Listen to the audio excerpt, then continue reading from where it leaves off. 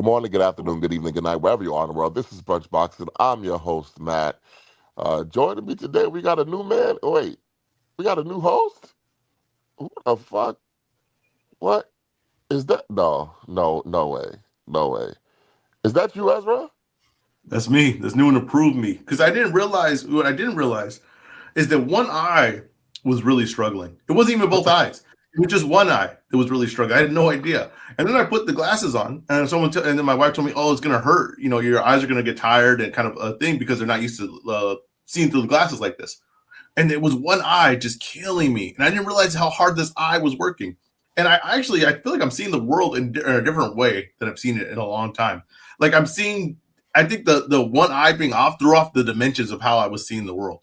I'm sharper now. I'm hitting turns better.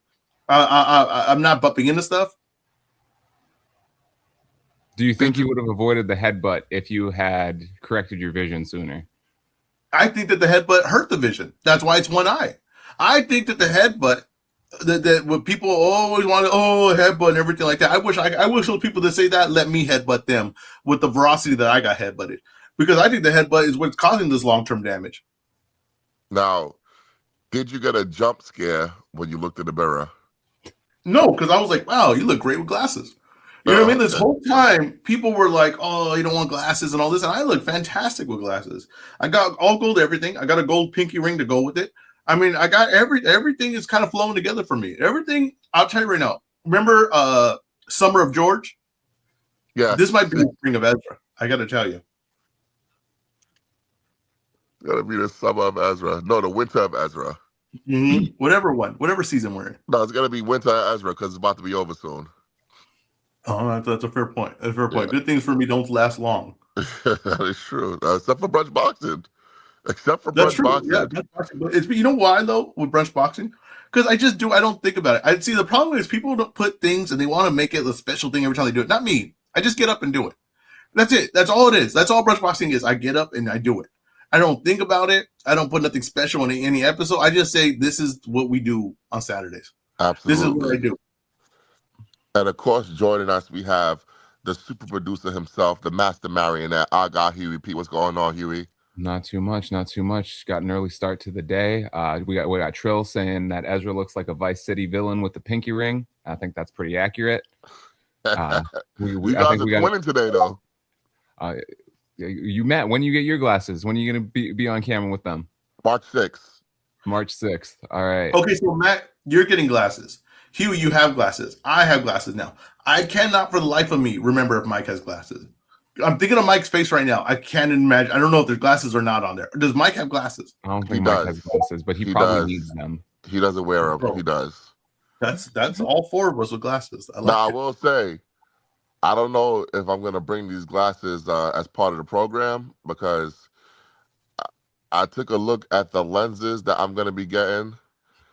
They might be the thickest lenses I've ever seen. You just can't turn your head to the side, Matt. How bad was your vision? That's what I don't understand. It's like, how long did you know you needed glasses? Since kindergarten. And you never got them? No, I am. You remember when George was squinting, spotting dimes? Yes, he was spotting. That's me. I am an expert squinter. Okay, I could. They were mailboxes. I didn't have the heart to tell you. Yeah, man. You're a writer. How do you proofread? Yeah, man. So yeah, but these glasses, man.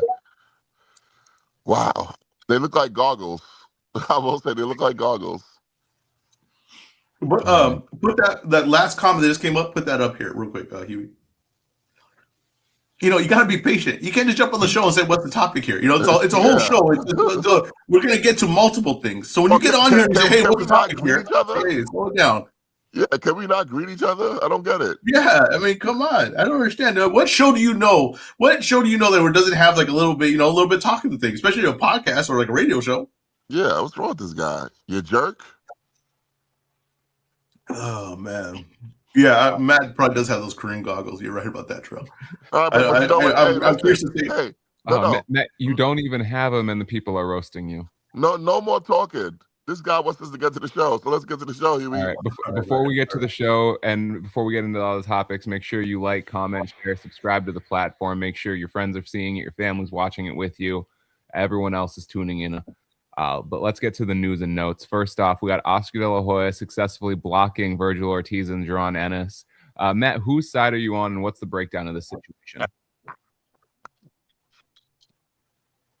Hey, so the funniest part about this to me, fucking Oscar De La Hoya, he's a fucking rat. He is such a fucking rat.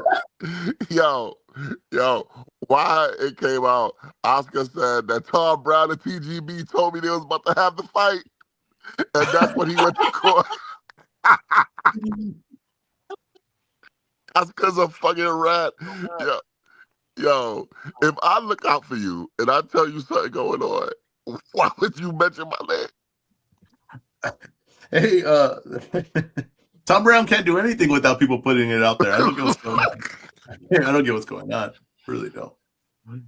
Oh shit! But I'll be honest with you, I'm on Oscar's side because Who? what made Rick Morigian and Eddie Hearn think that they can make a fight with his fighter without him being involved? They're trying to cut him out. You can't do that. It's insane. Yeah, like, Insane. how did you think this was gonna go?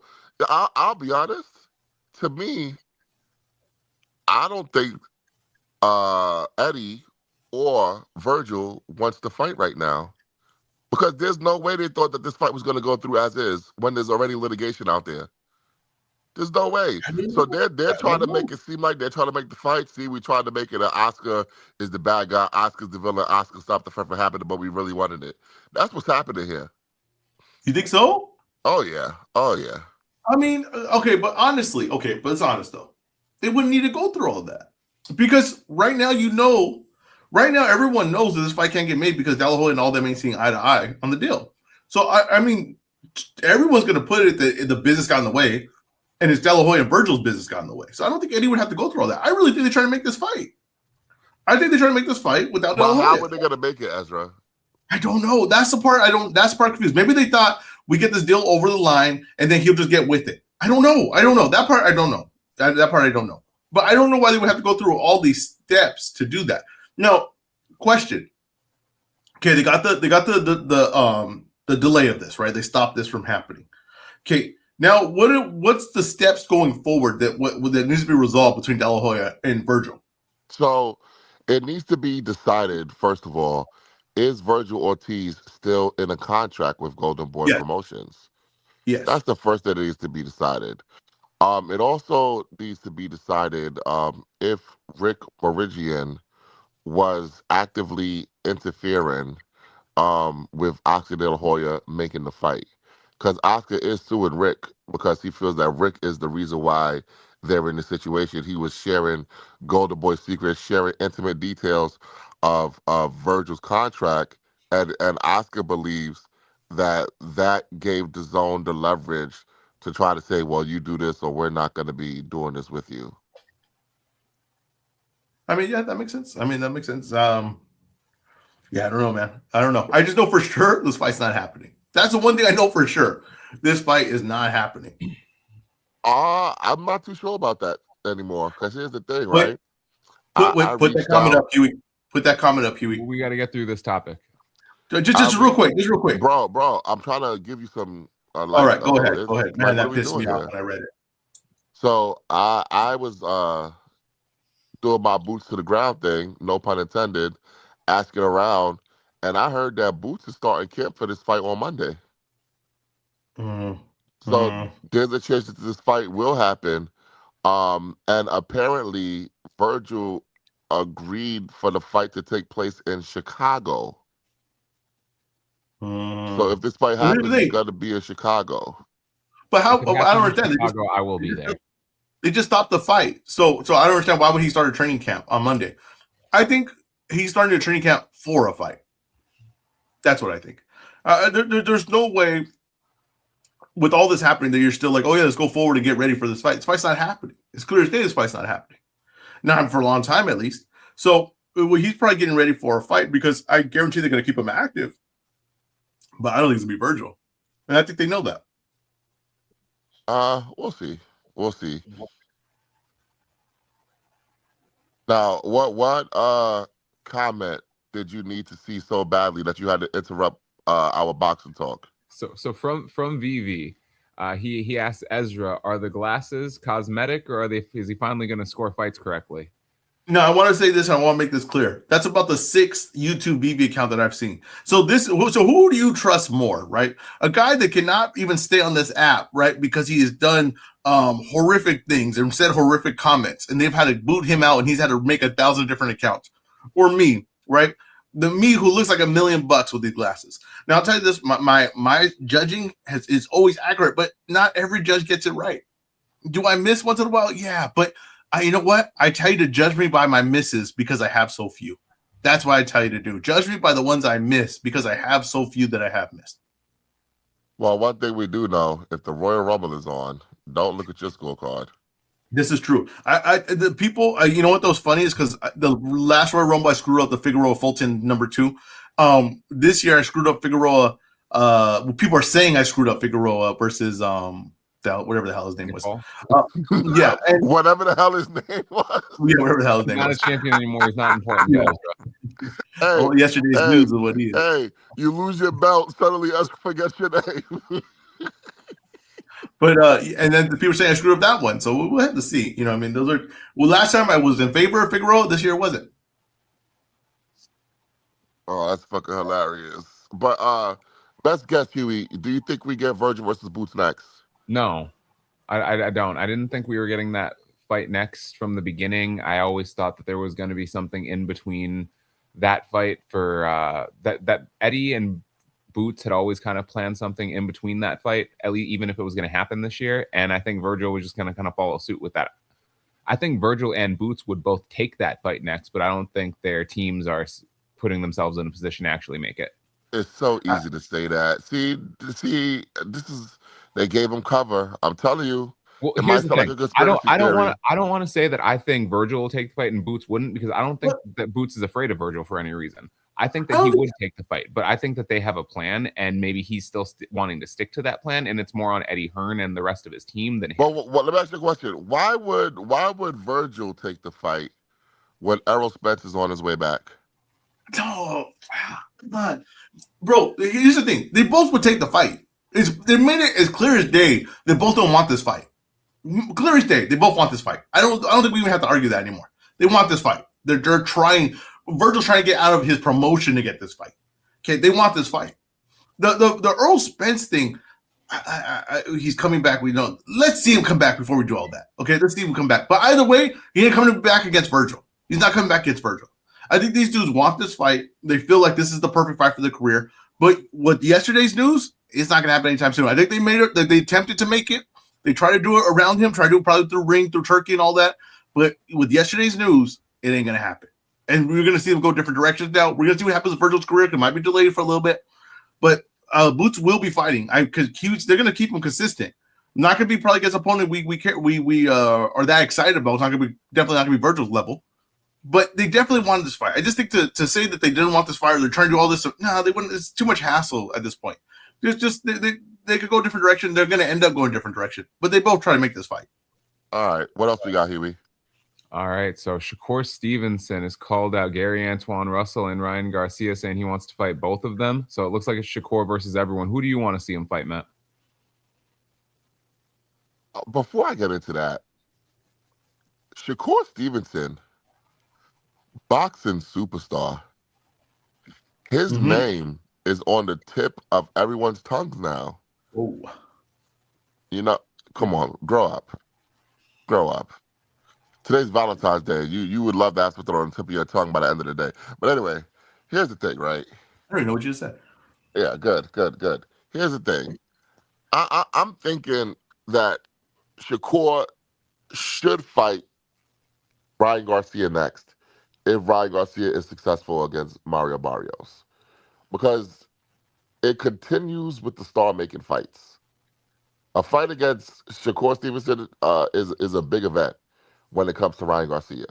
Now, I love the Gary Antoine fight. But let's be honest, it's not as big as Shakur versus Ryan Garcia. And It's a more difficult fight than Shakur versus Ryan Garcia. I thought it was. Explain that one because I don't know that I agree. I don't know if I agree either. Hey, I'll be honest. I think Ryan's a more dangerous fight, but I don't know that it's more difficult. No, he's saying Russell's more. Oh, you're saying Russell's more difficult? Yes. Oh, I agree with that. I don't. Well, tell me why you don't agree with that. I've seen Russell get outboxed already by Pollo. And listen, and I'm going to be honest. I scored that fight for Russell, but it was a struggle. It was a struggle, and it was just pretty much just movement, and it's not movement as good as Shakur does, and that's what I'm saying. So I like that fight. I'm not one of these guys because it's kind of gotten to the point now where Russell's winning every fight now. We almost don't even need to see it, and I think that's so weird. We always do that. Need to see it. No, that's what I'm saying. I want to see him versus Russell. I think Russell's a very tough, very explosive, dangerous fighter. He's a guy that's going to put pressure on Shakur. The one thing Shakur is he really doesn't have any power. Shakur really doesn't have any power. So he's really just going to have to box everybody's head off. It's not going to be like guys are afraid to walk in. And I know we're going to say, oh, look at Teal's face at the end of the fight. Teal was still coming forward. It wasn't like Teal was like backing down. I think like the Russell fight. But I'm telling you right now, going to 144 and fighting Ryan, I know we tried it like with Ryan. It's like, he's not a threat and everything. Like, we got to remember what he did to Haney. And I don't think I get PDs, all that, whatever. That wasn't a great in shape version of him. Okay, that wasn't a great version of him, and that's what he did to Haney. He's gonna be dangerous in that fight. The one thing is I think people don't realize too is that Ryan's feet, although it doesn't have like the technique of it, he actually has pretty fast feet in the ring. Like he's not a plodding fighter, in my opinion, and that's why he was able to keep up right in front of the face of Haney a lot of the night. So I think Ryan's a dangerous fight. Like I think that's a tough fight, and obviously that's a bigger fight. But the question I do have is, who's the A side in that fight, Matt? Who's the A side? Talk to me after next week. Okay.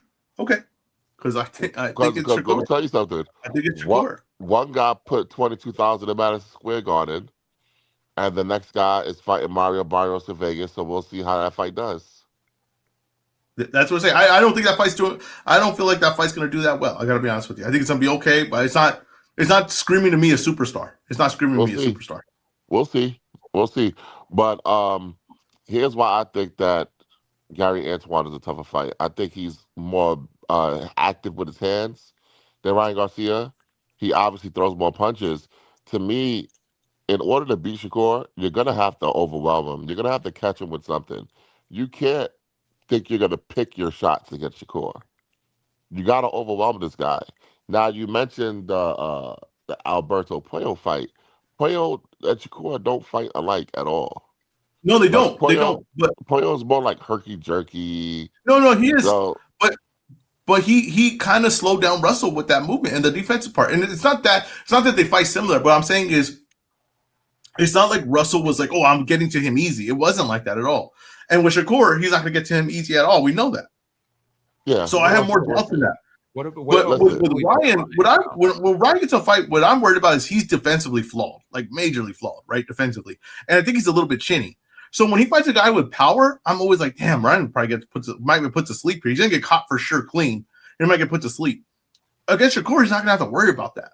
And against Shakur, it's like, okay, I get Shakur's defensive, not one shot, but Ryan's so fast, it's dangerous to play that game with him too. Yeah, but here's the thing about that, right? Ryan's able to put him at the ropes. But Shakur has like really, really cat-like reflexes. To me, Shakur Stevenson could duck under a Ryan Garcia hook. Shakur Stevenson could dart out of the way of a Ryan Garcia hook.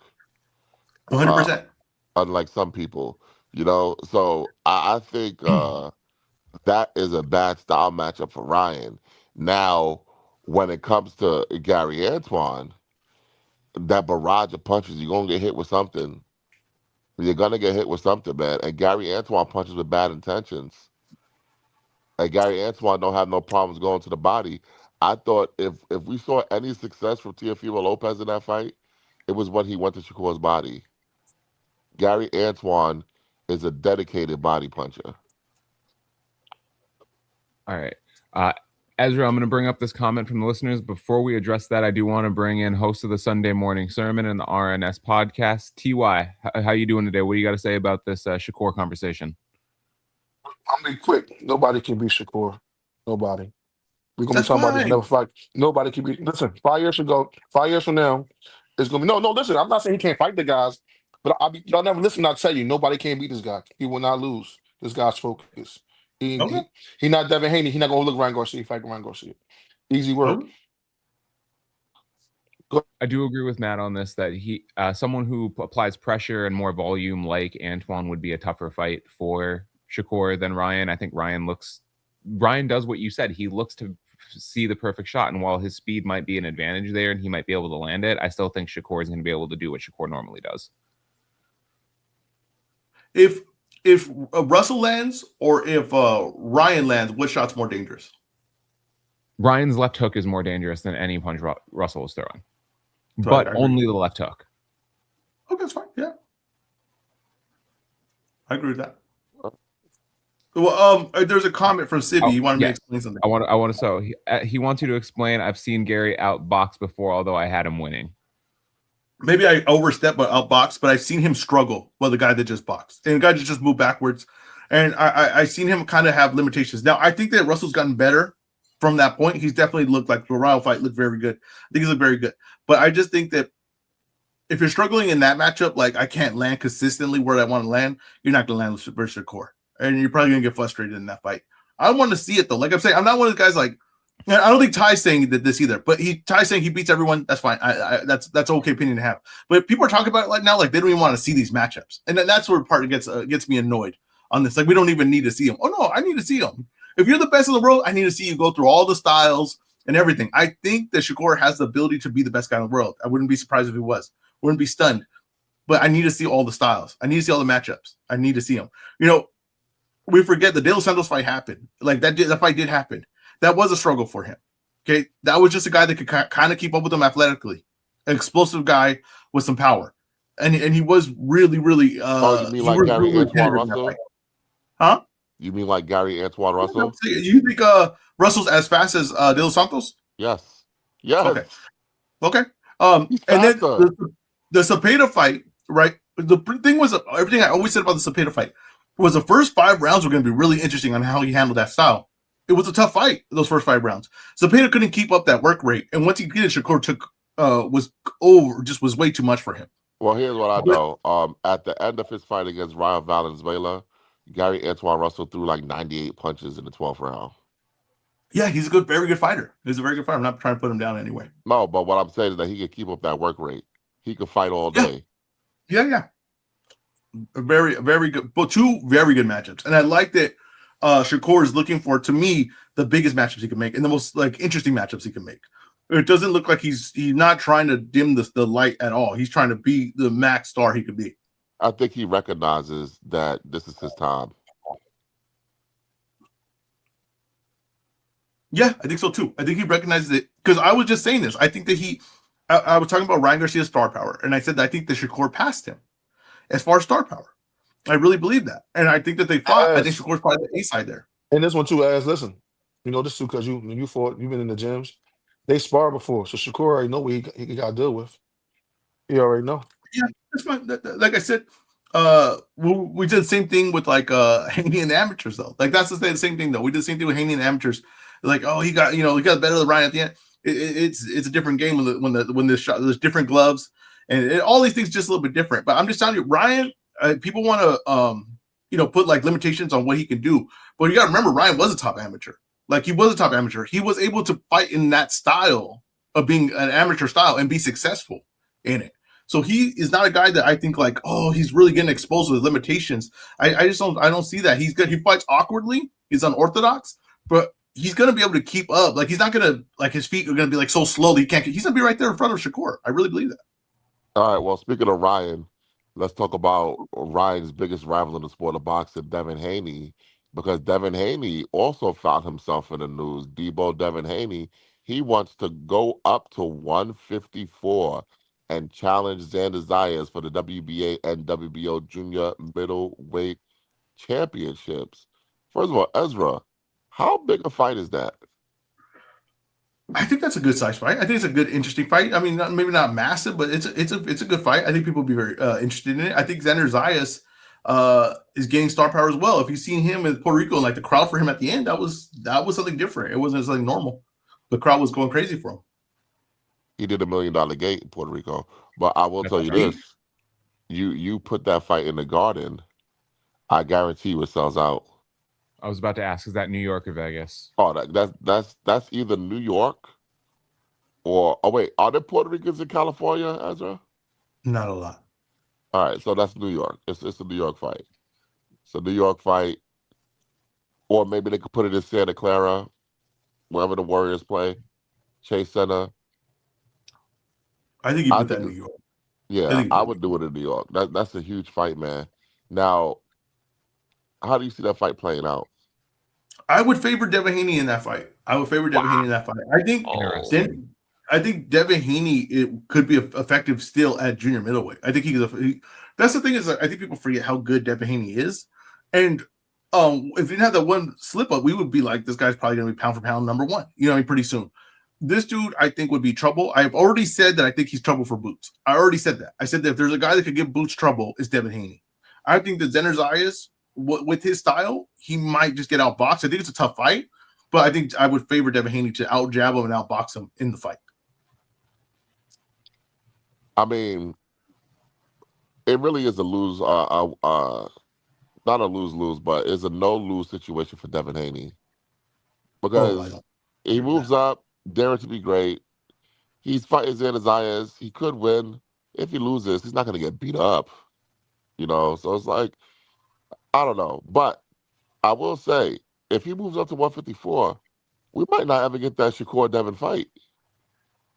Yeah, I mean, like I think the reason why they're bringing that up because I do think they plan on moving there pretty soon. There's not a lot of stuff for him at 147. The thing about Haney, and I don't agree with it's a no lose fight. No. Devin Haney's the kind of guy like he needs to keep winning. You've seen what the Ryan fight kind of did to it, kind of halted his stuff a little bit, and he needed to that Norman fight to kind of build him back up.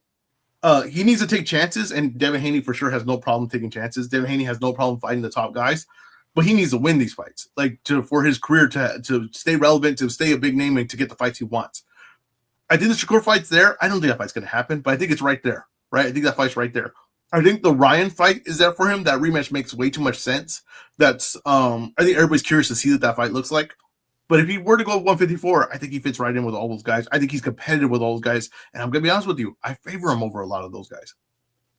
Now, speaking of Devin Haney, Keyshawn Davis out here talking shit. He said, "You Debo, I'm Craig. Do you know what happened at the end of the movie?"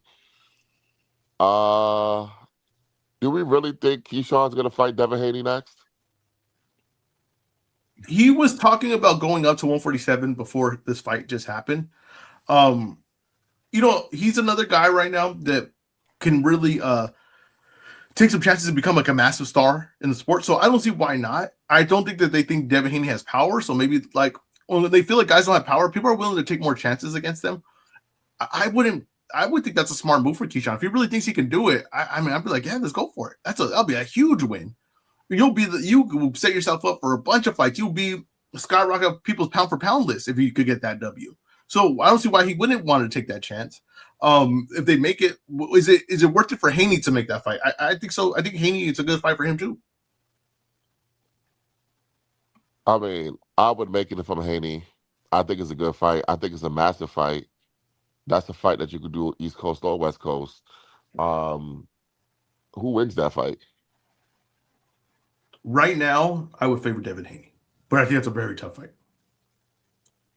Would you favor Devin Haney over everybody not named Shakur Stevenson? At what weight? 147. Listen, I told you guys, Ryan's going to win that rematch. I keep telling you guys that's unfair. Ryan's going to win that rematch. Wait. That's the best style matchup for him. Okay. So you think even off the gear, Ryan Garcia could beat Devin Haney? I think so. Like maybe next week makes me look like a fool, but who knows? We'll see. But I think that, did you get a chance to hear the full conversation that I had with him? I did. Well, I was there when it happened, but yeah, I heard it again. Well, what were your thoughts on what he had to say? I think listen, one thing I would say, Ryan, don't ever defend yourself in court. That's for sure. One thing I would ever say. He's definitely not a guy that's going to be his own lawyer. Listen, what did I say right after the Rolly fight? I said this right after. No one told me anything. I just said this. I said, I think he's on medication for the mental health. I think that made him really flat. Looked like he didn't want to be there. Didn't look like he could get going. I think that's what it was. You asked him. That's what he said. Okay, that's what he said. He said that I was on that. Didn't look like he put that completely together. That might have been the issue here. But he definitely did look flat, in my opinion, in that performance. What I saw against Haney, I didn't see a great shape Ryan in that fight versus Haney. I thought he was out of shape, honestly. I thought he was out of shape. But I saw a guy that could keep up with the foot speed of Haney. I saw a guy that couldn't beat Haney to the punch. I saw a guy that could hit between Haney's shots. I'm not sure that changes. And I think that if Ryan's even in more shape, I think he's still going to look good in that fight. I think there's avenues where Haney could win that fight. If they fought 10 times, Haney would take a few, but I think Ryan would win the majority of them. Now, and from your interview, I thought you had the best interview with him. I don't know if people are tuning into it. You should tune into it. But the answers you got out of him, to me, and the questions you asked him were, to me, the most enlightening questions that he's been asked on where his mind is with all this and what everything that's happened. Now, do you think I pressed him a little bit too hard? Because there was some criticism that I was kind of going back and forth with him, and I mean, that's what should happen.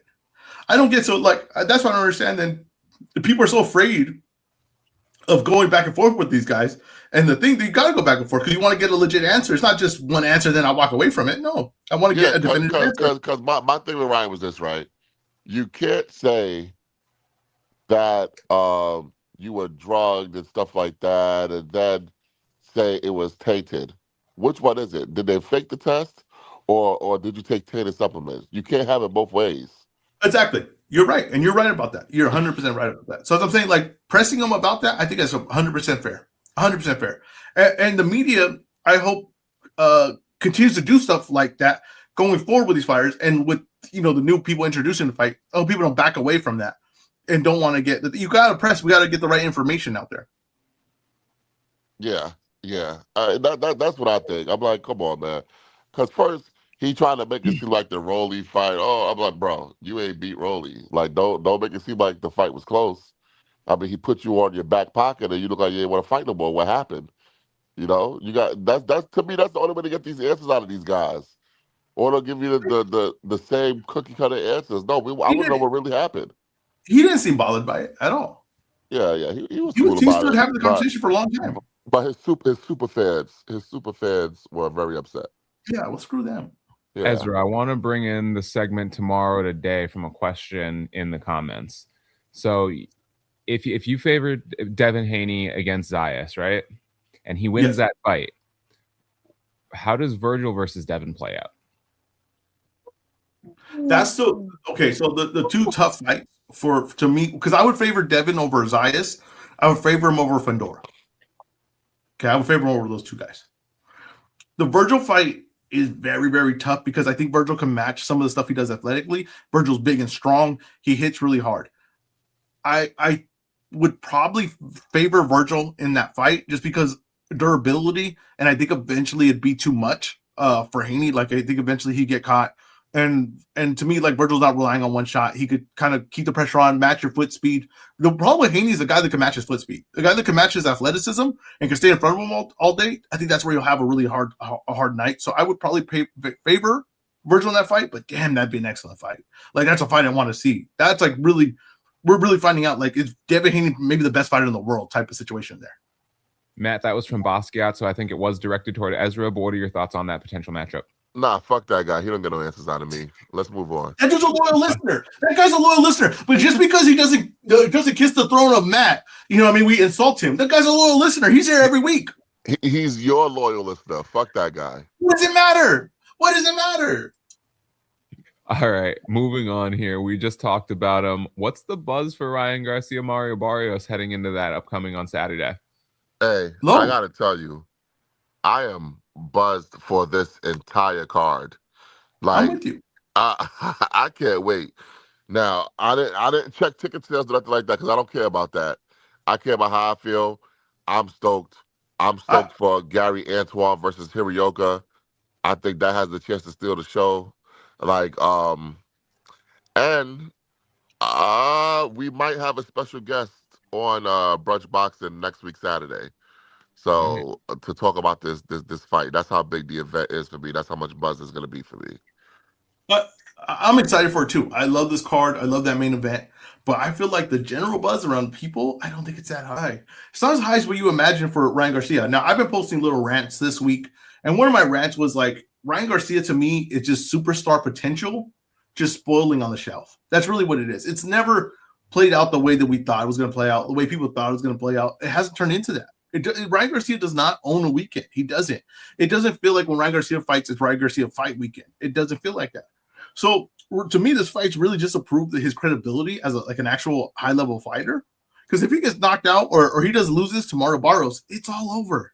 It's all over. You're not going to have me out here saying that he's beating guys anymore. I will be like, you know what? I apologize. I am a fool. You know, it happens to the best of them.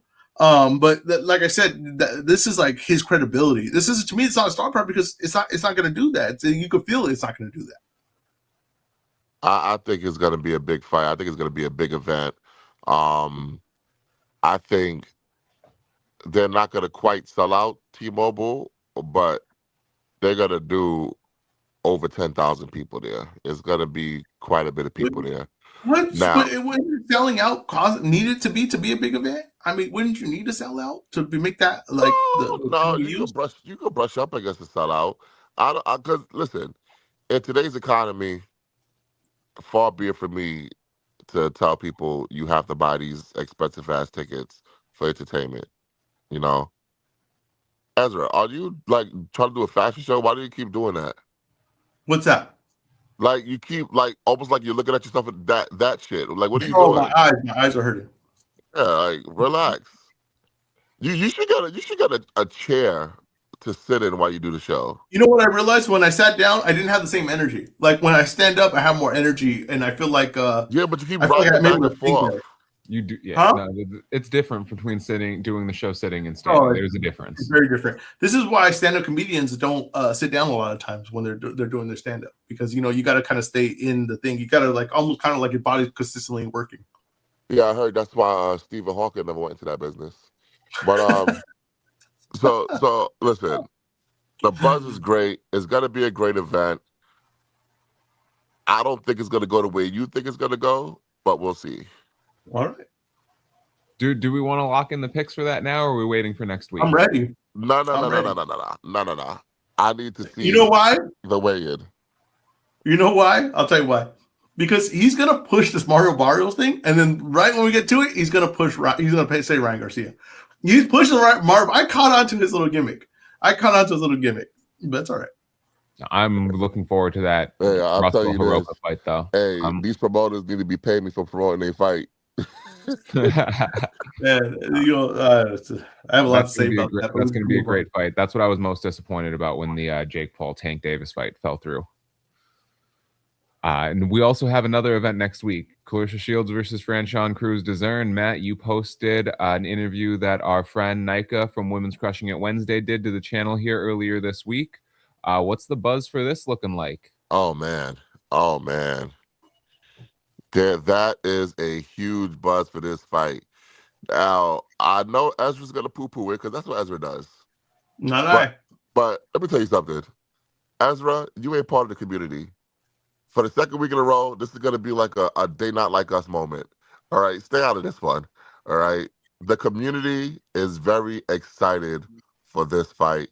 Clarissa Shields is a superstar. She is a fucking superstar. And this back and forth that her and Franchon has been having is getting the juices flowing for everybody. And that's why I'm so happy that a guy we're going to talk about later that we did an interview with this week is going to be the co-feature of the show. So I think it's a big spot. It's a lot of buzz. Is probably going to sell out. They already did over 13,000 tickets. Okay, with a week to go, so it's probably going to sell out. It's probably going to eclipse another $1 million gate, and this is Clarissa Shields. doing this on a smaller platform without the quote unquote big backers behind her. She doesn't have that promotion that we'll never mention again. She doesn't have Eddie Hearn. It's just Clarissa and Dimitri Salita just plugging away, selling out big events, man. Matt, you posted a video on the YouTube with friend Sean. What that's getting a lot of I noticed it's getting a lot of views, a lot of comments. What was that video? Franchise Cruz is not happy about the way she's being promoted in this build-up. It's been all about Clarissa Shields. Franchise said that she wasn't even featured on one of the posters for for the fight. They're not mentioning her name. All they're doing is mentioning Clarissa Shields, as she feels that as a two-time unified champion, a former undisputed super middleweight champion, that she deserves more respect and more pub. But she is gonna let her fist do the talking in the ring, and she's looking to knock out Clarissa Shields. How massive of an upset would it be if Franchon won?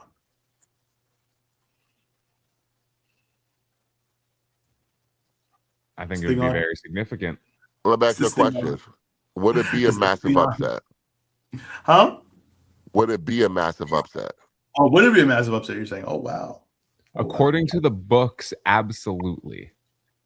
Yeah, I think it'd be the Yeah, because You here's the thing, though. it'd be a They're massive very upset. familiar with each other from their amateurs. They fought in their amateurs. They fought in their pro debuts, their respective pro debuts. So that they sparred together. They are very familiar with each other. So at some point, you know how you say maybe she's due? Maybe Franchon is due. There you go. If you see someone enough, you know what I mean? Like you see someone enough, you can start figuring out their style, be comfortable in the ring with Like them. if you were to fight Abraham Calderon again, I think you could take him. Listen, if I fought that guy 10 times, I'm gonna take 2 of them. Yeah. And he's gonna take 2 of your eyes. He already take 1 of them. just to close the conversation on the odds and upset, the lowest you're going to find Shields at, or the best odds, I'll frame it, is minus 2,400. And God damn. the worst odds you're going to find for Franchon are plus 900. Matt God said, "Is it an damn. upset?" The best odds you're going to find for Franchon are at Caesars. I'm going to give some free pub here. It's because it's crazy, plus 1,300. If you believe she's going to win, go make yourself some money. We can mark my pick in right now if you want. If you want to put it on wax right now, we can do that. Hey, don't disrespect the heavy hitting diva. Is All right. with odds that far apart, is it okay just to put Clarissa on the poster? No. Okay. No. All right. Bro. You know, remember when Lubin was mad because he was real small on the poster? He And it was a big, was. They yeah. had like You Nightmare on know, Elm Street Part 3, where Freddy yeah, was the puppeteer. exactly. And I would have been, if I was Virgil, I would have said, "Yep, you know what? You shouldn't have been on the poster at all." You're right about that. I don't agree with that either. You shouldn't have been on that bad boy at all. Matt, this is the antithesis of what our friend and historian of brunch boxing, J-Ro, says, always bet on the decision. Gritty said Shields might stop her if her gas tank hasn't improved. What are your thoughts on this fight potentially ending in a stoppage for Clarissa? Very possible. Very possible. Honestly, I don't see this fight going to distance. Somebody's wow. getting knocked out. It's too much bad blood, man. Too much. All right. Shall see. Next up here, we have Fabio Wardley set to defend his WBO heavyweight championship against Daniel Dubois. Matt, what are your thoughts on this matchup? We'll start with you. You since heavyweights are kind of your forte, your arena. Oh man, shout out to Dan Canobio. I knew you were gonna say that. A lot of meat, man. A lot. These are 2 husky men. It's gonna be over 500 pounds of meat in that ring that night. I gotta You think we tell should you, double reinforce the ring? they should. Now I know Fabio Wardley is Ezra's guy, and you know what? Fabio Wardley, I consider him a friend of the show. He's always retweeting us, supporting our stuff. But daddy's home. Every baby has a daddy, and Daniel Dubois is gonna be Fabio Wardley's daddy. I'm taking Daniel Dubois in 6 rounds or less. Wow. Disrespectful. Let me tell you something. Ezra, I take it you disagree. I do. But here's the thing. He just said that the fight next week is going to end in a stoppage. I don't know about that one. But I know that this fight's going to end in a stoppage. I know that for a fact. And whoever wins it, he's going to be standing over the other man because this fight is going to be violent. This is going to be big shots all day. Let me say something about Wardley. It's funny, like, and I brought this up before, but, you know, people are like, oh, you can't be new to boxing like a Jake Paul and get to a certain level. Well, that's not true because Wardley did that. Wardley started boxing late and just like a tough man competition and made his way all the way to heavyweight champ of the world. Okay, so Wardley's done that. Wardley has natural ability and natural gifts. And I told Matt a long time ago, I said, this guy's going to be an issue in heavyweight. And Matt laughed me off. Oh, that guy's not going to do anything. Here we are. Usyk ducking and dodging him. Man willing to get in with the ball. He didn't have to get in with the ball. He didn't have to get in with the ball. But he's going to get in with the ball. And you know, the ball, like over his like last 8 fights, has only lost to one man, Usyk. He's only lost to one man, Usyk. He's got some good names on there that he beat.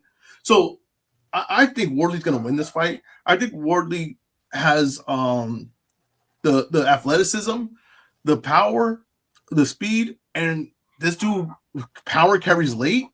He kind of clutch in a way. I think he's going to pull this fight out. I think he's going to win it, but I think it's big shots going to be landed. But I think the ball in the second half of the fight, those shots are going to add up, and he's going to get put to sleep. We'll see. So Matt's picking Dubois early. You're saying he survives the early storm and Wardley gets him out of there late. Yep. Are you confident enough to put this on wax right now? Right now. We can put it right now. All right. You heard him, Huey. Got you it. heard him. I'll add it to the I'll add it to the Me and Ezra spreadsheet. going against each other. What's I just want to point out. Do we have a date for this fight? May 9th. Okay. I just want to point out that every time Ezra goes against me, he loses. That's not true. Oh, yes, it is. Oh, What's the score right now, We Huey? might What's the check the score right tapes now? on that one. We might have to go review the tape on that one. What's the score, Huey? What's the score right now? Review the tape. I don't have the tape. spreadsheet up at the moment since we didn't have any picks The up for last this time week. we went against each other, you picked Nick Ball, I picked Brandon Figueroa. That is the last time. That's true. That's true. You got one. All right. I'm just You got saying. one. You got one. Okay. All right. Oh, shit. People were saying, Matt, that I was scoring for Nick Ball because I picked him. Yeah, Like if my scorecard was going to be some determining factor here. that's exactly what happened. Why would that happen? Why would I do that? What would it matter? Or I don't get no credit for that because I scored it for him. It's called confirmation bias, Ezra. Oh, is that what it is? Is that what it is? Yeah, you seek out information that proves your point. I get what he's saying. Not I. So we've talked about this guy a few times over the past few weeks, past month. Lester Martinez versus Emmanuel Alim to fight for the interim WBC Super Middleweight Championship. Now, Matt, Ezra, either of you remind me, isn't there an actual WBC Super Middleweight champion already? There is. They just moved him up. So why are we having an interim fight? And do we Matt, care you about tell this me. fight for Lester? No, Matt, you you tell tell me, me. Ezra, because last time I told you, you said I was full of shit. You tell me, motherfucker. I don't know why we're doing this. I don't know why. I don't know why they just didn't call back that rematch to settle for the belt. I don't get why they Lester did it. Martinez does not want the fight right now. And you told me, oh, Mbili's getting a big fight. You said, oh, Mbili, what you said, would Mbili versus Munguia be a big fight as? And I said, well, that could be a big fight. I don't know if that's happening. Why do you have me And down you in Mexican? would Mbili versus Munguia be a big fight as? And that's what he told me. And I said, I don't know about that one, man. I don't know if that's gonna happen. And you know what we got rumors this week that Munguia's fighting Resendez. He's fighting Resendez. That's what we got the rumors on the Benavides card. Okay, but so you forgot I'm somebody curious, else. where is this big Mbili fight? I'm just Edgar curious. Berlanga. You forgot about Edgar Berlanga, man. Bro, Edgar Berlanga's not stepping in with Mbili. Okay, he's not stepping in with him. And you know what? That's not a big fight. The guy just got knocked out by Shiraz. So you're telling me one guy's avoiding it. Okay, fine. Whatever, right? One guy's avoiding it. But the other guy doesn't have anyone else to fight. He does. Listen, I believe that he's going to get a big fight next. I don't know. What big fight? If you're not Berlanga, everyone else took it. So what other big fight is there? Whether it's Munguia, okay, whether it's Berlanga or Charlo or Plant or Canelo, he's getting a big fight next. Dude, and why do we need an interim champion? Why Is not? the Who is cares? the full champ um is the full champ not gonna just fight pretty soon? He's not hurt. He's not Yeah, unable but to defend the belt. I don't Matt, I can answer honestly, this one. Sanctioning fees, Ezra. Sanctioning fees. and I don't think it matters, to be honest with you. Oh, Whatever. it doesn't matter, huh, Matt? Matt, the rules matter until they don't. Isn't that what it is? Matt, can we skip a section? Can we go through the segment that I want to go to? No. Stay disciplined. Oh man, that pisses me off. That's Keep going. that's why you only had one fight, because you're not disciplined. It's your It's problem. because I want to go for the KO when it's there. I want to entertain the fan. Yeah. Any other thoughts on Lester Martinez? Hey, Lester Martinez is gonna fight Emmanuel Ali, and then he's gonna fight Trevor McCumbee in July. And then Ezra's gonna say, "You know what, Matt? You were fucking right." Yeah, let me tell you something. I'm going to tell you this right now. If they do that, Matt, if they do that, I will give you all the credit in the world because that makes no sense. It makes no sense at all. But I'll give you a lot of credit. I told you what was going down with him. Okay, we'll see. We'll see, Part though. one is Man, here. He has well, okay, his, question. Does McCumbee get a tune-up fight for that fight? No, that's what I told you the beef was. McCumbee wants a tune-up also, but Gary Jonas is not allowing him a tune-up. They just want to serve up McCumbee as cannon fodder for Lester Martinez, to build Lester Martinez, and McCumbee is very upset at that. Are you going to interview him again before he fights Lester? The stupidest part is if McCumbee wins, he'll be interim WBC champ. That's the stupidest part. He doesn't even get the full belt. He just becomes the interim champion. I will not interview McCumbee again. This is the stupidest system we have. I gotta tell you, it's a stupid system. We don't need to have this rant again. We don't need to go down this path. Read down the thing. It's gonna happen later today. It's gonna happen in about another 20 minutes. Tell us how great UFC is. Staying in the super middleweight division, we have Ozlez Iglesias set to fight Pavel Silyagin for the IBF super middleweight championship on April 9th in Montreal. Matt, this is your guy. Well, I'm going to start with you here. Tell us about this matchup and how do you see it going? Oh, man. Hey, listen. Don't blink. Don't fucking blink. The tornado is coming. Ozlez Iglesias.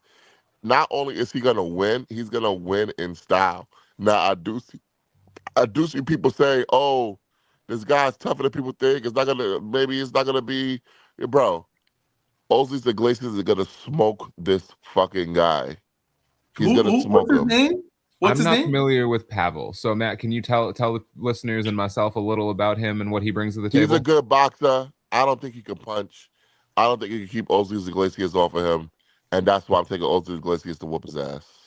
Wait, what's his name? Pronounce his name. Pavel Silyagin. Sounds like a creative fighter. These random names. Yeah, I don't know. Iglesias, he's got to do what he's got to do. He's gonna have to, he's gonna have to run through a bunch of guys like this until someone gets in the ring with him. Till he's kind of known. So I can't no blame on him. I don't know who this guy. Maybe this guy's good. I have no idea. I've never seen him in my life. I'm gonna be honest with you. I'll try to study him. EzRaw. I'm looking good here. We got Inoue in May. Tank in June. Wait, do I have to play music? Wait, yeah, do we turn off music? What are you talking about, Tank in June? What do you mean, Tank in June? Hey, we'll see. Iglesias about to win a belt. The draft's looking all right. You heard about my boy Kyle, right? You heard about my boy Kyle, number 5 pick. Yeah, I heard his fight just got canceled. Oh, I didn't hear that part. But he's going for undisputed. No, his fight just got canceled. His March 14th fight got canceled. Yeah, it got canceled. What did he cancel for? The Zone is trying to play hardball with Golden Boy. Oh, yeah, the Golden Boy card. We could get that on that new deal that Golden Boy just signed. Maybe they could put that on their Roku channel. I don't know. We'll see what happens. You know what I mean? Put that offer that bad boy free on Tubi. Ezra loves throwing shots at Top Rank. All right. Go next. So next, we're gonna again talk about something that's been a frequent conversation over the last few months. Dimitri Bivol and Michael Eifert purse bid has been delayed. They're trying to reach a deal. Is this news? Do we care about it? Do we have any thoughts about Dimitri Bivol fighting Michael Eifert? Here's what I'll say. He is trying so hard to fight Michael Eifert. I wish he tried a tenth as hard to fight David Benavidez when that mandatory was called. 100%. Fuck that guy. Let's move on. Well, the one thing though, the most interesting thing about that is who's paying for this fight. That's the only part I'm really curious about. Who's going to end up paying for this fight?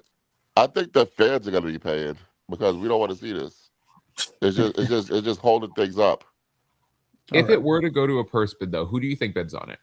That's what I'm saying. I don't know. I don't know. It's not going to make money, right? So who is invested in Bivol long term? Is Bivol still one of Turkey's guys? Because I'm not sure he is. So that's the part that's pretty curious about where this fight's going. Would it be the Russian promoter that we wanted to initially put on Bivol and Better Beef?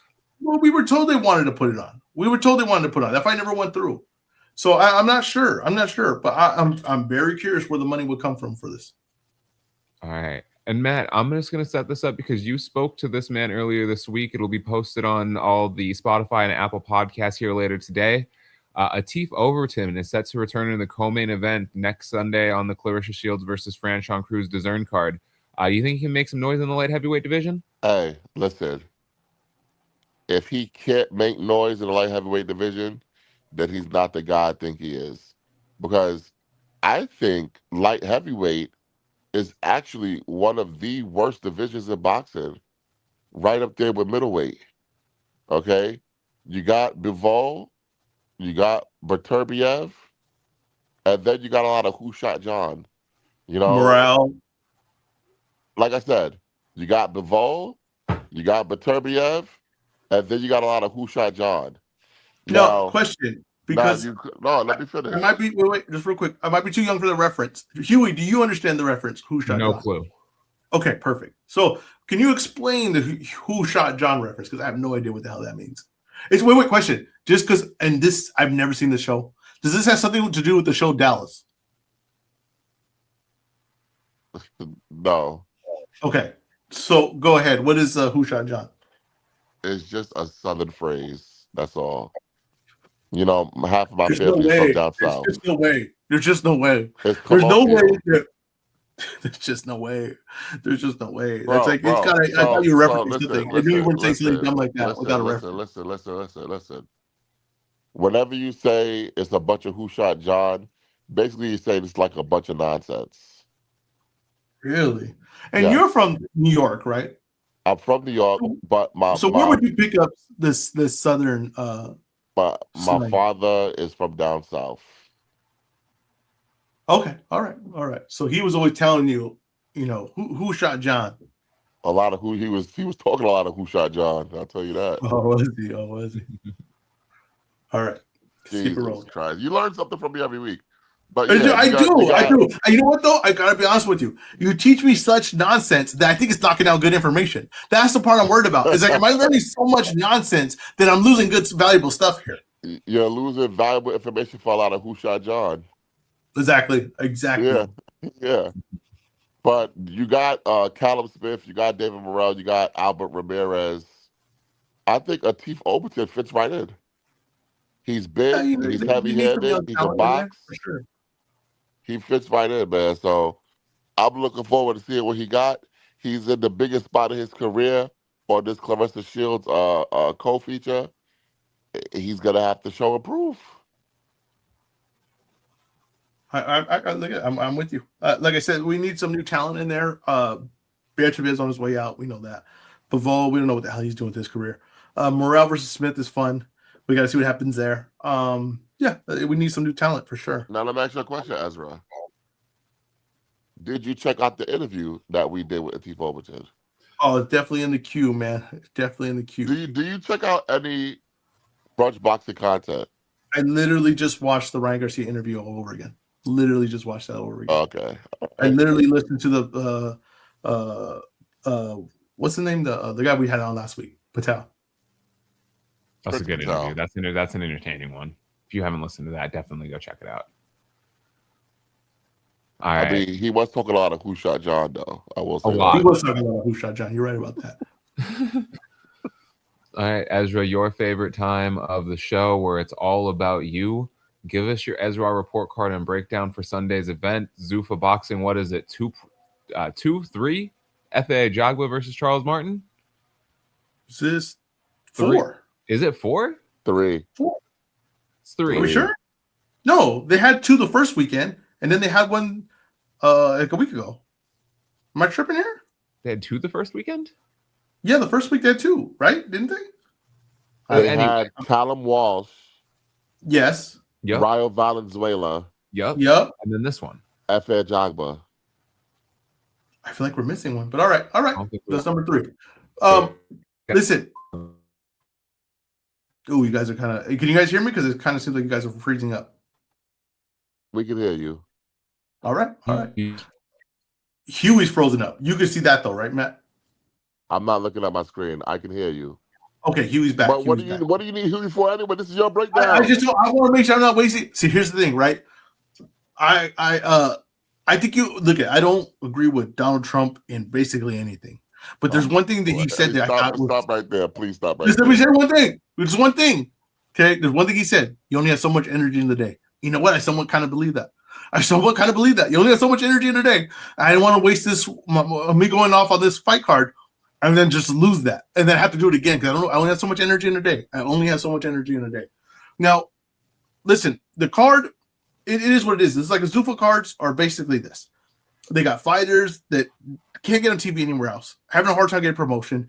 They put them on there. They put them in kind of tough matchups. That's what this is what they've been consistently doing. I don't know. We'll see if this happens with this card too, but they've been in tough matchups.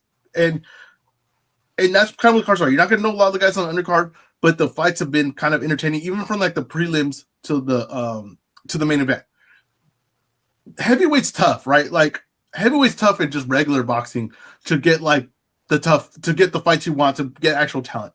Jogba is on the hottest point of his career right now. Charles Martin is definitely not. So Jogba should look pretty good in this fight, I would imagine. I don't think it's the greatest matchup. I think it's setting himself up for Jogba to have like a pretty devastating stoppage or knockout. I think Jogba's look pretty good in it. They got a guy that's a heavyweight contender that was kind of coming up for like a legit heavyweight title shot, and they're going to plug him into here.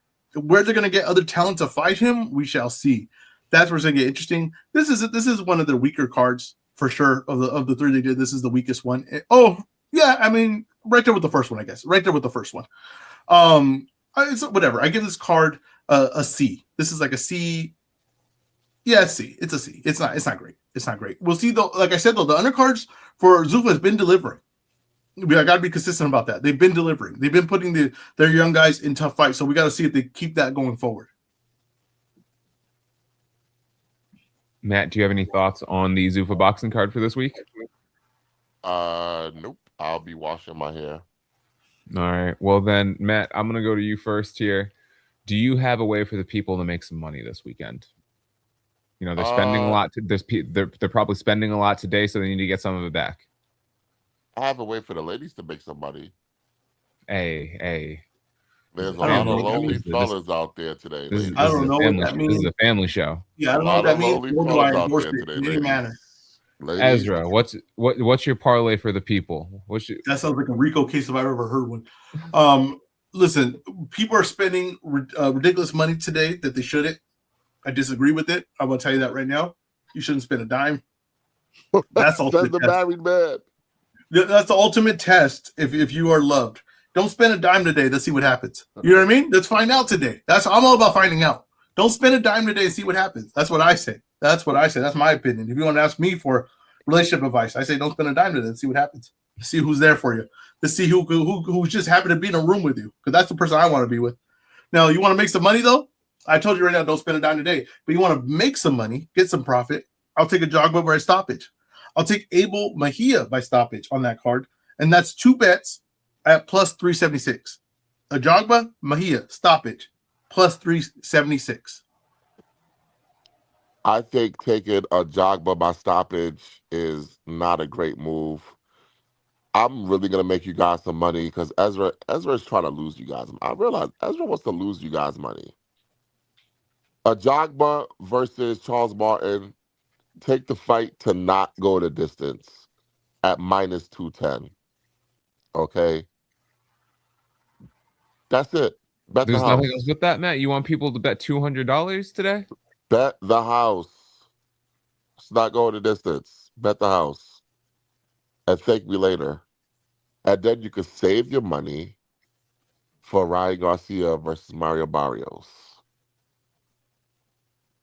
That's my And that's not strategy. going to go. Is that going to go the way people think it's going to go? I don't know how they think it's going to go because it's a 50-50 fight All right. between two Aztec warriors. I did see a third Aztec warrior add himself to the fight poster. You You see want to that? tell the people was about that, Ezra? Yeah, that was about heritage. That's what that was. That was about heritage. And you know what? I got to tell you, fit right in. It almost looked like I was a part of the poster. I like that you put yourself right up front too. Yeah, As of course. usual. I wasn't going to take a backseat to any of these guys. What am I, French on Cruz? I'm taking a backseat to anyone. All right. Today's Valentine's Day. Shout out to Lily for Chicana Boxing. She does this thing that she does every year where she releases boxers' Valentines. And they are absolutely hilarious. Okay. I subscribe to her newsletter. If you don't, do that now, Chicana Boxing. So she had one with Mauricio Suleiman where it says, "I can't wait to strip you." That is great. Okay. That's a great one. Oh, that's fantastic. Damn it. That's good. That's stuff. gold. That's great. You know what? In fact, that's green and gold. Yeah, that is green and gold. Right about that. Hey, she had one with Pitbull Cruz where it says, "Bark like you want it." That's great. That one makes you feel uncomfortable a little bit. Because you know what? You're not hip on TikTok. I'm not hip on TikTok. I don't go on TikTok. So that Sir Mix-a-Lot song, that old song, "Bark Like You Want It," is like a trend right now. Oh, gotcha. See, Yeah. See, another useless information that Matt gives me that I lose valuable information over here. Because they stop giving me useless stuff that I can't do anything with, and then I'm losing all the valuable stuff. Yeah, Ezra just forgot how to learn a jab, which is what he just taught everyone on the YouTube channel. Yeah. That's why I'm glad that's why I'm glad I recorded it, because I'm probably never gonna remember to do that again. So our guy, EzRaw Boxing, decided to make some Valentines himself. And he's going to share them with the audience right now. Take it away, Ezra. Let's go with the first one. I Want to Bang. Big Zang. That's the easy one. Happy Valentine's Day. That one was just right there looking at you. That is a great card right there. Can we go to the next one? You Are Looking Bomb. That's a good one with Bomb Squad. Deontay Wilder. That is awful. That is awful. Great. That's fantastic. Go to the next one. Hold on. Are you saying the Valentine's is awful or his rendition of Bomb is awful? No, the Valentine is awful. You're looking bomb. How would you have written for Deontay Wilder, Matt? Bro, no one talks like that. Simple and to the point. Next one. First of all, black people say we say you are the bomb, not your looking bomb. Once again, bad information, good information going out. Let's go going. I will spend all my legacy on you. Come on, Matt. Matt. You gotta like that one. Matt, yeah, we need you to rate and provide some feedback on on these, whether you like them, what you don't like about them, and maybe what you would have done differently. I'm giving this one 2 thumbs down. Here's the thing, right? Ezra, you're too in the weeds. You're like you literally made this is for boxing fans. For boxing fans. Dude, you made a Usyk Valentine literally for just one person on Twitter who said that he gets paid with legacy. And it's fantastic. I hope that person it's for one person. This is a great one. Okay, go to the next one. You got me getting on one knee. Come on. This one's great. Come on. Hey, you know what? Yeah. I'll give you that one. That's good. Also, we didn't put this disclaimer there earlier, but if you're on audio only, go to the YouTube page and watch this segment of the show. Yes. Go to the next one. I'll stay up 3 a.m. just to see you. I mean, come on. That's fantastic. That's what we all do for in a way. We stay up 3 a.m. to watch a fight. It works on both levels. Yeah, but it's actually 4 a.m. Oh, well, I don't know. I don't know. New York time. All right, let's keep it rolling. Every baddie has a daddy. I will be your daddy. Come on, that's a famous DeBall quote. That's a famous DeBall quote. I'll be honest. You should be on some type of registry for that card. That is insane. Matt, That is insane. you spoke about Dubois earlier, mentioned him. You picked him in the matchup. What would you have written if you were doing a Valentine's Day for Dubois? I would have written exactly that, and I would have had to put myself on some type of watch list. Yeah. All right. All right. Your next one. Next one. You are excellent. Come on. Is that two in the weeds? No, is that two in the weeds? I love the pun. That was good. That was good. All right. That was good. All right. Viva our love, cabrones. Come on, Canelo, classic. Everyone knows that one. That one's for everyone. Man. Come on. And you know what I like that one? If people didn't expect a Spanish one. I guarantee you when I did this, people did not expect me to do a Spanish one. You guys are always keeping people on their toes. Okay, Matt, and my last one on the Canelo. Oh yeah, any thoughts on this one, Matt? I don't like it. I don't like it. Why? And look at the picture of Canelo. It's perfect. I'll be honest. You did not cover yourself in glory with these. Okay, all right. Next one. I was thinking of canceling this segment. Let's go to the bathroom. Bernard Hopkins. Come on. Come on. Come on. Come on, man. Come on, man. What are we doing? That's a great one. What are we That's doing? a great one. What about the picture choice? Yo, you're sick. Look at the picture choice. Bro, you're sick. Matt, if you had to revisit any of these that you want to provide some commentary on, which is it? You know what? We should have did one with Adji Caballero that says I want to rock your body. Oh, you just stealing I just want to point out comments now? I just want to point out that I came up with that one all on my own. You just stealing straight from the comments here? I came up with that all on my own with no help. Sibby says the Ben one was the only good one. I got one for everyone. You know what I mean? That's the thing with my stuff is that one person's gonna like one, another person like the other, and they could go and debate on it. Like how they debate, people debate like what song's better from an artist. They can debate what card's better. This is gonna lead to conversation.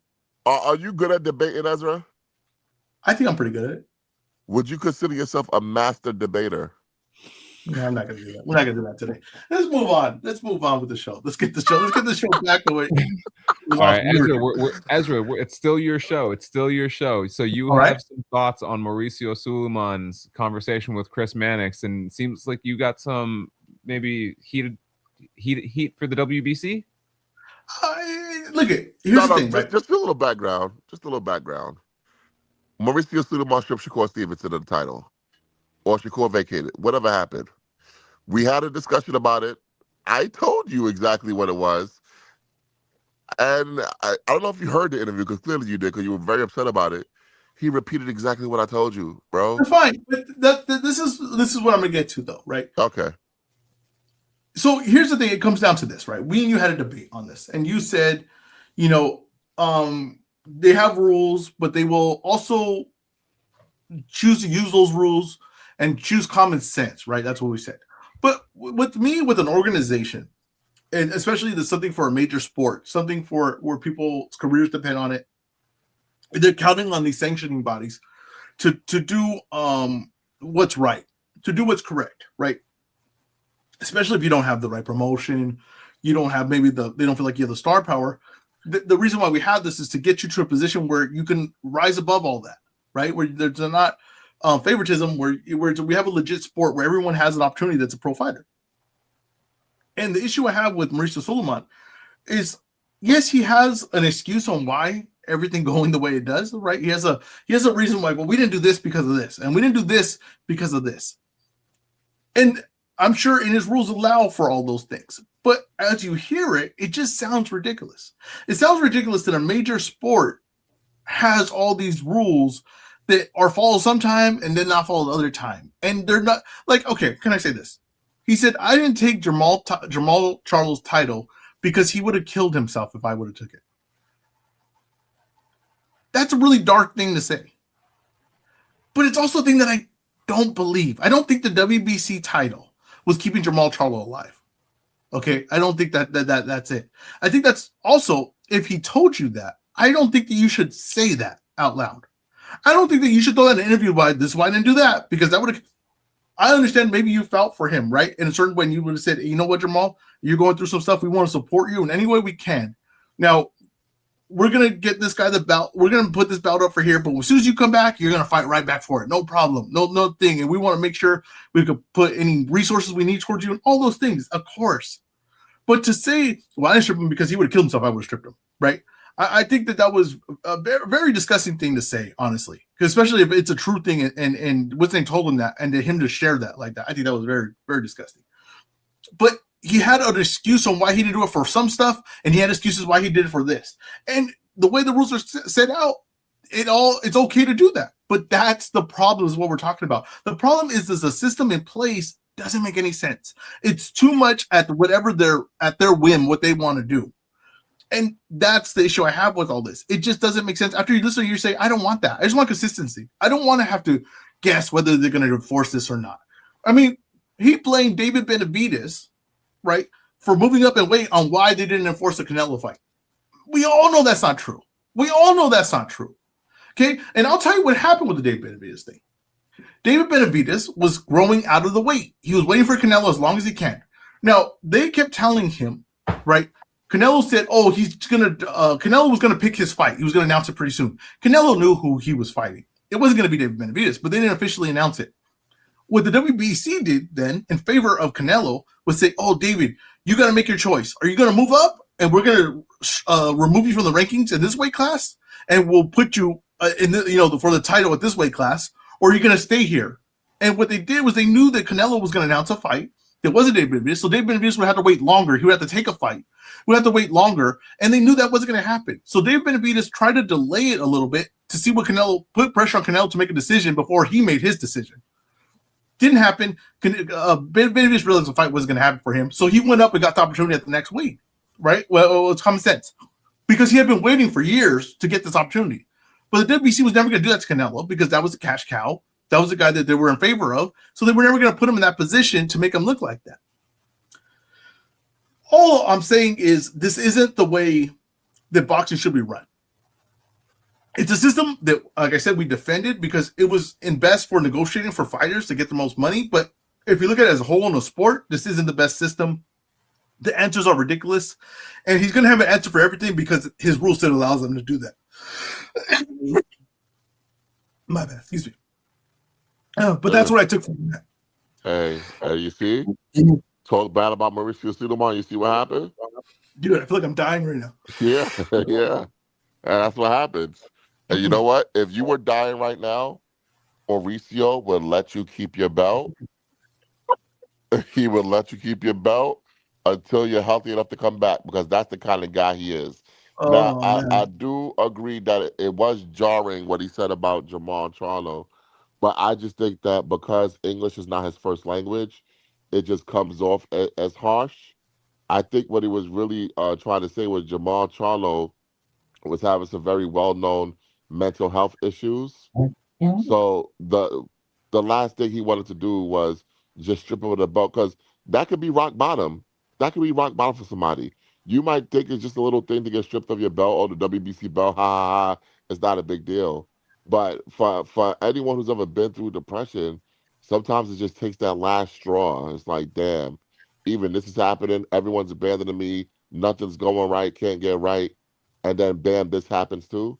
I think that's really what Mauricio was trying to say. But since English is not his first language, it kind of came off wrong. Now, what I will also say is he was 100% right in the Shakur situation, and I was 100% right in the Shakur situation. And you're saying it's not for the good of boxing, but here's the thing, right? Even Shakur doesn't agree with you, because Shakur Stevenson has already said that he's going to fight Ryan Garcia if Ryan Garcia wins. Guess what belt that's going to be for? Which one? The WBC.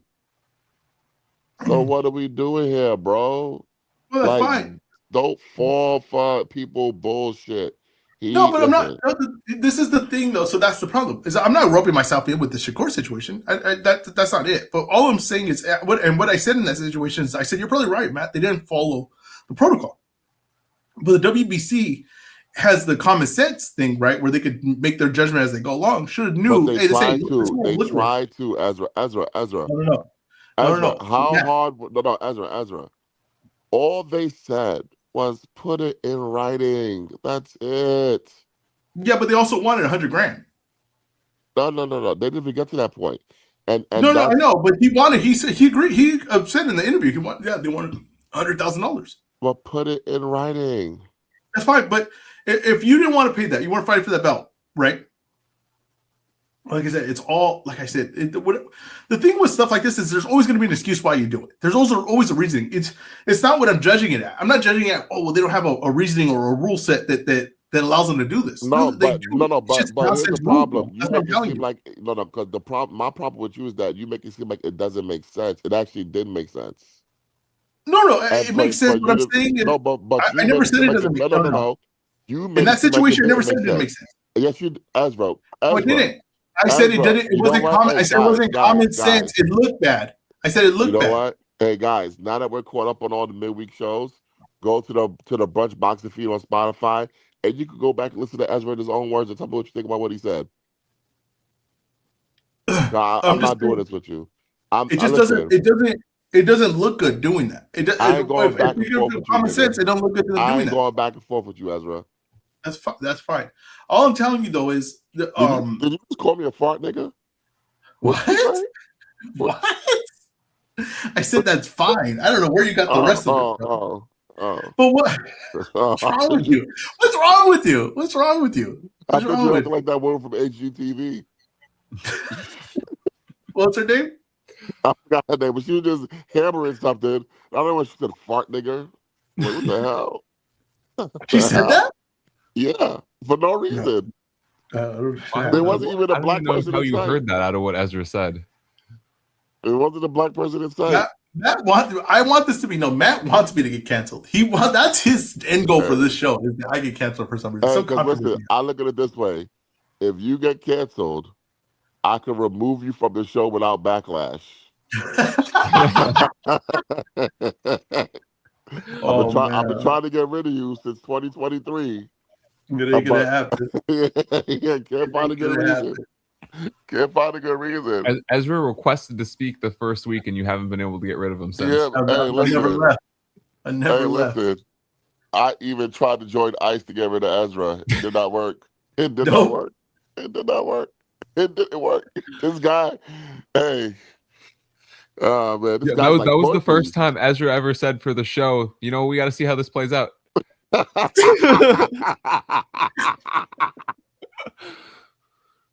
Oh shit! Hey, how could that guy at the beginning of the show don't want to hear the banter? That fucking guy. That's insane. That fucking guy, man. The banter. I have people coming to boxing stuff's get away of all the banner. Anything else on the WBC before we move on to quick hits? Yeah, Mauricio was right. I was right. Shout out to the WBC. They're right when they want to be right, and they're wrong when they want to be wrong. But you know what? Like it's like that. What's that saying? Say that Terrence Howard said, I was wrong, but I could have been right, so I was still right. That's exactly what they do. They're always going to have an answer. But it's nonsense. And this is the way the system works. This is nonsense. Yeah. All right. And then before we get out of here, we have Misfits announcing Ty Mitchell versus Gabe Rosado, Jane Jones making her pro debut, and then Killa Carla Jade versus Pro Gonzalez. Matt, Ezra, do you guys care about this? Ezra, let's start with you. You like Misfits. I love it.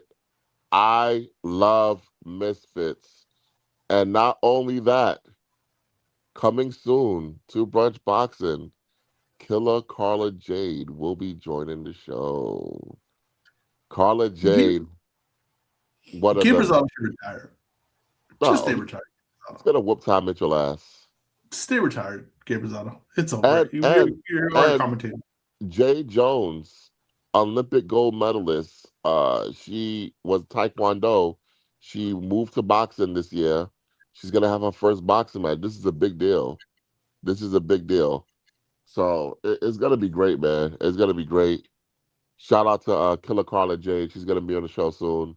So make sure you guys look out for that. Shout out to Misfits, man. We're gonna start covering more Misfits. No, I got nothing to add on that. I'll be here for the Killa Carla Jade interview. Hey, you know what's funny though? The only time Ezra wanted to talk about Misfits was when Andrew Tate was on there. I wonder why. That's not true. That's not true. No, That's also when he was calling out Chase Demore. Yep. Same fight. And Same fight.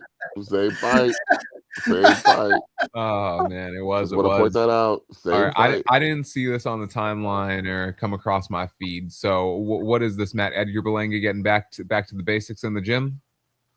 You know, I gotta say, you not seeing it on your timeline or coming across your feed really hurts my feelings because we're the ones that posted it. God damn you!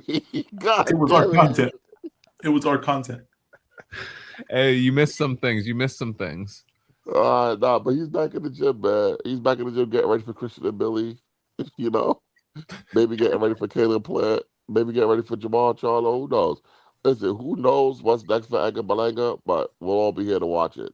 It's gonna. If he fights and Billy, I'm gonna tell you right now, Timber. I'm gonna tell you that right now. That's gonna go exactly the way you think it's gonna go. All right, that's it for the rundown, Matt. Ezra, what do you have for the people this week? Where can they find it? And what do you got to say? I just dropped 2 training videos, 2 boxing workout videos. Please go check those out. Work on the jab, trying to get you a little bit faster with speed. I dropped those. I got to get back to my weekend rundown. Matt's really disappointed in me last week. I didn't do a weekend rundown last week. I got to get one this week. And check out my rants on Twitter. I got rants. I'm dropping them pretty much every day. Why aren't you dropping your rants on the YouTube?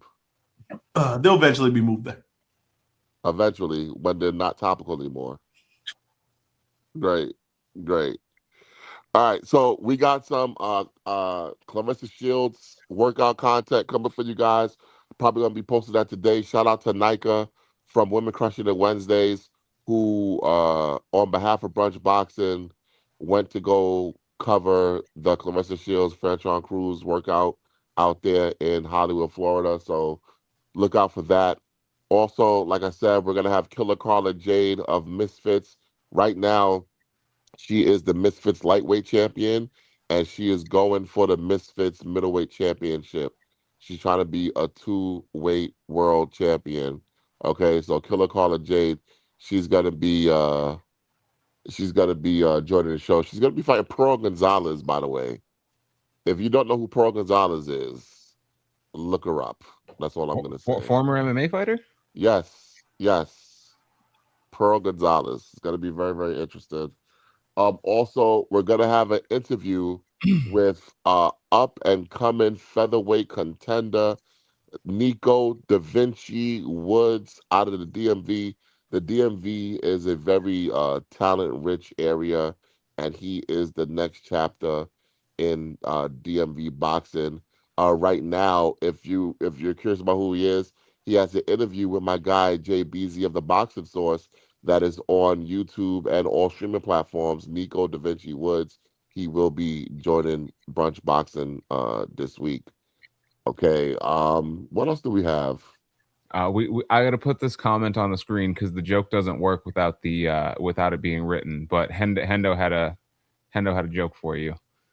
So he says if you were a boxer, your name would be Julio Cesar Chavez. I don't get it. Because of the big glasses. He spelled out C. Hey, you know what's Is funny? that worse? Question: was that worse than every one of my Valentine's Day's card? Not everyone, but it was up there. It was up there. Okay, all right. It was up there. What else we got? I had another interview and I completely forgot. So, fighter, if you're listening, I apologize. Can I tell you that joke just took the air out of me? I got to be honest with you. It took all the. Hey. You know, I tell you only have so much energy in a day. That took about half of it. Hey, you know what? Did you have another interview? I do have another interview, but I forgot with who. Oh, like coming up? Not that you already did? Yeah, coming up. Okay. I was looking through the vault, and I was like, I don't see anything other than the Atif Overton. Hendo's gonna have to come back with something stronger next week. Hendo get hit, pull out the paper, pull out a tablet, and start writing a joke because you gotta come back with something stronger next week. Yeah. Oh yeah. Speaking of Latif Overton, like I said, we did an interview with him that's dropping when, Huey? This afternoon. This afternoon. So go check out the Latif Overton interview, man. There's gonna be a lot of interesting stuff. And we may have, I'm gonna put my finger in the air and call my shot like I'm Larry Bird walking off the court. Next week, the BG and TGB will be joining us, Brittany Goosen. Oh All right. wow. So you guys look out for that. We got a lot to talk about. All right. So listen, we got to get out of here. It's Valentine's Day. You guys got dates with your loved ones. I got a date with my hand. So let's all What is let's going just on? What do is what we going on? do. I don't Do what we understand. do. Like we have family that watches this show. We have Let's do family it, that listens man. to this show. Let's do what we do, man. This has been another edition of Brunch Boxing. He is This guy our is COO, the Mexican Al Heyman Mike. He is he has our no host, shame. EzRaw That's the Boxing. problem. Is He that he is has our no super shame. producer, Huey P. I am Matt. We are Brunch Boxing, and we are out.